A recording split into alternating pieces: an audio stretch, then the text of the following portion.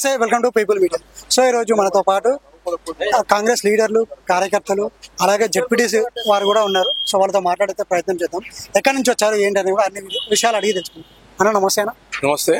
అన్న ఎక్కడి నుంచి వచ్చారు? ఫస్ట్ మేము నల్గొండ జిల్లా నగరకల్ కాన్స్టిట్యున్సీ మాది. నేను జెడ్పీటీసీ మల్లికార్జున రావు పేరు. సో అంటే అక్కడి నుంచి ఇక్కడికి రావడానికి ఏంటన్న అసలు? అంటే కాంగ్రెస్ పార్టీ తరపున ఇక్కడ జూబ్లీహిల్స్ లో ప్రచారం అసలు ఎట్లా ఉంది ఏంటి చూసిపోదామనే ఉద్దేశంతో రావడం జరిగింది. సో ఎలా అనిపించింది మరి ప్రచారం? ఎలా వచ్చారు? బ్రహ్మాండంగా ఉంది. ఎందుకంటే పీజీఆర్ గారు అప్పుడు వేసిన ఫౌండేషన్ కావచ్చు, ఆయన వేసిన తర్వాత ఈ 10 ఏళ్లలో బీఆర్ఎస్ పార్టీ చేసింది ఏం లేదు. ఇక్కడ ఎమ్మెల్యే చేసింది లేదు, వాళ్ళ ప్రభావం లేదు. ఇక్కడ ఉన్న స్లమ్స్ లల్లా డ్రైనేజ్ రోడ్ల మీద పోతా ఉంది, నీళ్లు లేకుంటున్నాయి, ఏది కూడా చక్కగా లేదు. అసలు ఇది జూబ్లీహిల్స్ అనుకుంటున్నాం కానీ ఒక స్లమ్ ఏరియా లాగా కొంత క్రియేట్ అయి ఉంది. ఈ మధ్య కాలంలో రేవంత్ అని వచ్చినాకనే దాదాపు కొన్ని కోట్ల వరకు పని చేశారు. మీరు చూస్తున్నారు ఇప్పుడు ఈ అంబేద్కర్ భవన్ కూడా అది మొదలుపెట్టి వదిలేస్తే ఇప్పుడు పూర్తి చేసిన సందర్భం కూడా మేము చూస్తున్నాం. ఇక్కడ జనాలలో కూడా మంచి స్పందన ఉంది. ఇప్పుడు పొంగులేటి సీనన్ వచ్చి మీటింగ్ పెట్టడం జరిగింది. మా వీరేశం గారు కూడా ఇక్కడ రెగ్యులర్ గా మానిటరింగ్ చేస్తున్నాడు. ఆ మానిటరింగ్ చేస్తుండు మా కేదేపల్లి మండల అధ్యక్షుడు. మేము అందరం కలిసి ఇక్కడికి వచ్చి ఈ రోజు వచ్చి ప్రచారంలో పాల్గొన్నాం. చాలా బాగుంది. కాంగ్రెస్ పార్టీ అత్యధిక మెజార్టీతో గెలవబోతుంది. అయితే ఇప్పుడు మీరు మాట్లాడితే ఒక మాట ఏమన్నారంటే, లాస్ట్ టైం గెలిచిన గోపీనాథ్ గారు వచ్చేసి ఏం చేయలే అని చెప్పి, అంటే ఏం చేయండి అని 2-3 సార్లు గెలిపించుకోవడానికి వచ్చా ఏం చేశారు అంటే ఇక్కడ ఉన్న పరిస్థితిని బట్టి, అప్పుడున్న నాయకత్వాన్ని బట్టి, అప్పుడున్న ఏది పోల్ మేనేజ్మెంట్ బట్టి రకరకాల ఇష్యూస్ ఉండొచ్చు కాక, ఇంకోటి లోకల్ గా అప్పుడున్న వాళ్ళు ఇది కావచ్చు. కానీ ఇప్పుడు ఆ పరిస్థితి లేదు. ఎందుకంటే గోపీనాథ్ ఉన్న పరిస్థితి కూడా ఇవాళ లేదు. ఇక్కడ ఉన్న లోకల్ ఓడిపోయిన కార్పొరేటర్ కావచ్చు, గెలిచిన కార్పొరేటర్ కావచ్చు, ఇప్పుడున్న నవీన్ యాదవ్ వీళ్ళు కూడా మొత్తానికైతే చాలా బాగా మంచి మూమెంట్ ఉంది. 100% ఎక్కువ మెజార్టీతో గెలవడం అనేది కాంగ్రెస్ పార్టీకి గెలుపు ఖాయమైపోయింది. సో అయితే ఇప్పుడు మీరు జనాల్లోకి వెళ్తున్నారు కదా, సో ఏం మాట్లాడతారు పథకాల గురించి? వాళ్ళు మీకు ఏం చెప్తున్నారు అసలు ఏంటి? అంటే జనం లేదంటే ఇక్కడ నీళ్ల వసతి అంత మునుపు ఎప్పుడో వేసిన పీజీఆర్ వేసినప్పుడు డ్రైనేజ్ లైన్, పీజీఆర్ వేసినప్పుడు వాటర్ లైన్ ఉంది తప్ప ఈ 10 ఏళ్ళు వీళ్ళు చేసింది ఏం లేదు. ఈ మధ్య కాలంలో కొంత రేవంత్ అని వచ్చినాక ఇక్కడ ఉన్న వాళ్ళు కొంతమంది కొంత చేశారు కానీ ఇది చేసింది ఏం లేదు. ఇప్పుడు యాక్షన్ ప్లాన్ తీసుకున్నారు. ఇక్కడ ఉన్న కొంతమందికి ఇళ్ళ పట్టాలు, ఇల్లు లేని వాళ్ళకు కొత్త ఇల్లు అయితే 10 ఏళ్లలో ఒక్క ఇల్లు కట్టలే. డబుల్ బెడ్రూమ్ ఇల్లు ఇక్కడ ఎక్కటి ఇయ్యలే. కాంగ్రెస్ గవర్నమెంట్ వచ్చినాక ఇప్పుడు ఇందిరా ఇల్లు ఇస్తుంది కాబట్టి ఇప్పటికీ 3 ఫేజ్లు ఇచ్చే కార్యక్రమంలో ఫస్ట్ ఫేజ్ ఇచ్చారు. పొంగులేటి సీనన్న కూడా ఇయ్యడానికి సిద్ధమై ఉన్నాడు కాబట్టి 100% ఇక్కడ పేదలకు ఇల్లు వస్తాయి. రేషన్ కార్డులు ఇచ్చారు. అట్లాగనే ఇప్పుడు ఉచిత బస్సు ఇచ్చారు. మహిళలు ఇక్కడ ముస్లింస్ వీళ్ళు చాలా వీకర్ సెక్షన్ ఉంది, ఆ బస్సులలో బాగా తిరుగుతున్నారు కాబట్టి ఎక్కువ ఇదే అవకాశం. అన్న మీరు ఎక్కడి నుంచి వచ్చారు? మా మండల అధ్యక్షుడు, కేతపల్లి మండల ప్రెసిడెంట్ అధ్యక్షుడిని.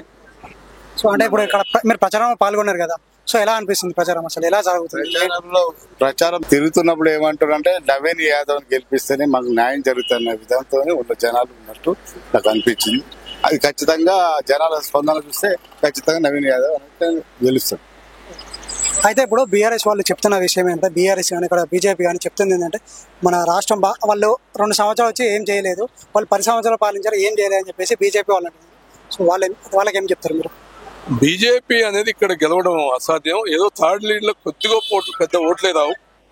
ఎందుకంటుందంటే ఇక్కడ ముస్లింలు ఎక్కువ మంది మైనార్టీస్ ఉన్నారు. మైనార్టీ ఓట్లు దాదాపు 80-90% మా కాంగ్రెస్ పార్టీ పడతాయి. 80-90%. నిన్న అజారుద్దీన్ మినిస్టర్ కూడా తీసుకోవడం జరిగింది. బీజేపీ పెద్ద ప్రభావం చూపారు. టీఆర్ఎస్ కూడా అట్లా లేదు, ఇప్పుడు ఇంతకుముందు ఉన్నట్టు లేదు కాబట్టి 100కు 200% ఖచ్చితంగా కాంగ్రెస్ పార్టీ గెలుస్తుంది, గెలిచి తీరుతుంది. చేయకూడదు కోట్లు వేస్తూ ఉంటారు. మేము ఎక్కడ పోయినా వాళ్ళ గుర్తు చెప్తున్నారు, ఇబ్బంది ఏం లేదు. మంత్రి పదవి ఇచ్చారు అంటే వీళ్ళ ఓట్లు ఆకర్షించేసి ఎలా అయినా సరే గెలిపిద్దాము అని చెప్పేసి ఆయనకు మంత్రి పదవి ఇచ్చారని చెప్పేసి అంటా ఉన్నారు బయట.